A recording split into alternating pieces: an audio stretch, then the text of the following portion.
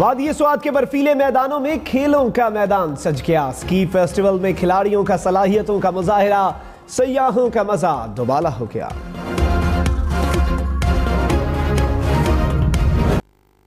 वादी स्वात में बर्फीली रुत ने धूम मचाई तो खेलों का मैदान भी सज गया। स्कीइंग के रंगारंग मेले पर रिपोर्ट करेंगे शीरीज़ादा।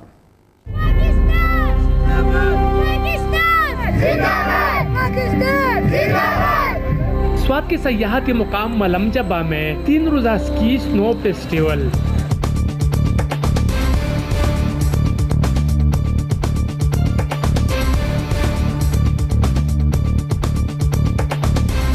पहले रोज खिलाड़ियों में खूब जोड़ पड़ गया। बर्फजार के शाह सवारों ने बिक्री चांदी को कदमों तले रौंद डाला। यहाँ पे ऐसा होना चाहिए क्योंकि हमारे बच्चे और यहाँ का लोगों को टैलेंट ज़्यादा होगा और यहाँ पे बेसिकली सर स्नो स्कूल होना चाहिए ताकि हमारे बच्चे ट्रेन हो जाए स्कीइंग के लिए। सयाहों ने भी वादी गुलरंग की रंगीनियों के मजे लूटे।